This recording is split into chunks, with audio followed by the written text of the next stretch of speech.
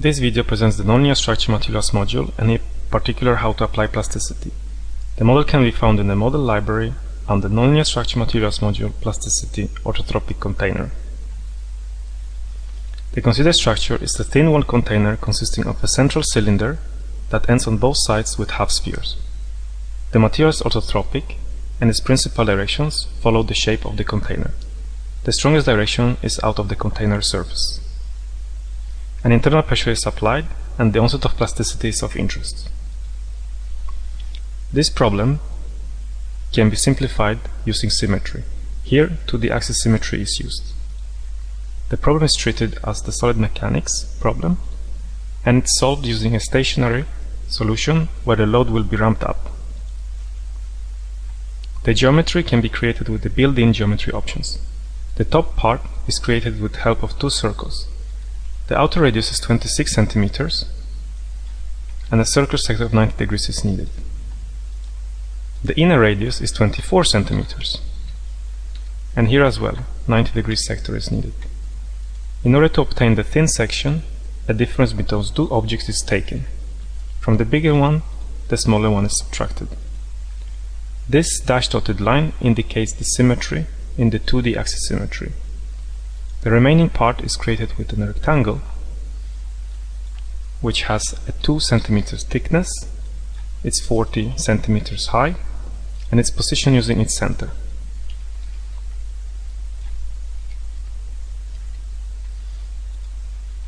In order to view the full structure, this zoom extend button is used. In second step, I will apply boundary loads and conditions. This is done on the solid mechanics node. By right-clicking, we get all different options which can be applied in solid mechanics. The full symbol indicates features applicable on the domain level. Boundary features are marked with a thick line in the boundary symbol. I start by prescribing symmetry.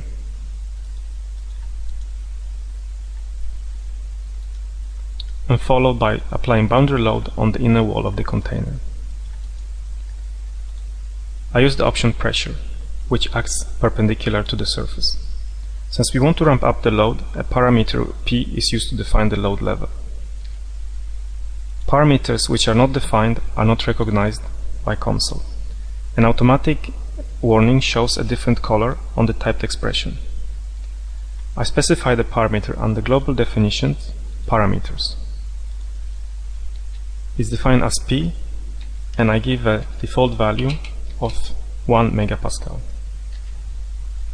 By going back to the boundary load node, we can see that the parameter changed color to black, which means that the parameter is now recognized by Kامسól. In structural mechanics, a default linear elastic material is created. This can be changed. In this example, heel orthotropic plasticity is examined. This is a limitation to the elastic behavior. Plasticity is found on the linear elastic material node. It has per default the same selection as the above feature. If the user wishes to apply plasticity to a part of the structure, it can be done by the selection of appropriate domains. In this example, however, we have plasticity in the entire model. In the plasticity model section, different plasticity options can be found. In this example, we use heel orthotropic plasticity and perfect plasticity as the hardening model. The yield behavior can be specified with either initial and tensile yield stresses or heel coefficients. In this example, material behavior follows the geometry, being stronger in the direction perpendicular to the container surface. By default, material response is defined with respect to the global orientation, and therefore a new base coordinate system needs to be created. This new vector system requires a different orientations of the principal axis. The rotations of the top part will vary with the position, while the rotation of the lower part is fixed. A new vector system is defined under definitions, coordinate system, base vector system. The new base system can be now applied to the structure in the linear elastic material node. In the following step, the material is defined in the materials node. Kامsól already sensed that some material parameters are missing and put a red mark on the materials node. The material is specified using a Young's modulus, Poisson's ratio, density, and the yield coefficients. When everything is defined, the red mark disappears. The study will be performed over different values of the inner pressure. It will be evaluated at 0 and in the range starting from 31 megapascal using a step of 0.1 megapascal and finishing at 38 megapascals. The first big step is due to that we expect linear behavior there. It will be followed with smaller steps since plasticity is expected.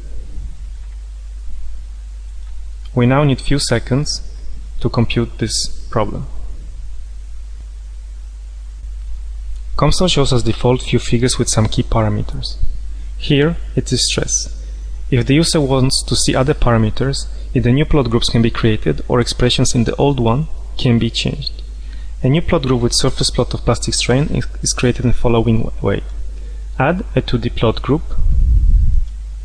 create a surface plot, and select the expression.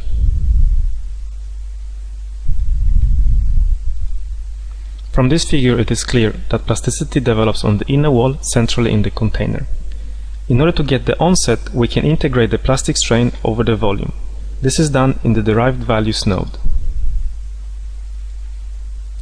I make my selection and choose the expression. By pressing Evaluate, a table is created. A figure showing this table is done in the following way. By zooming in, we can see that plasticity starts to develop around 36 megapascal.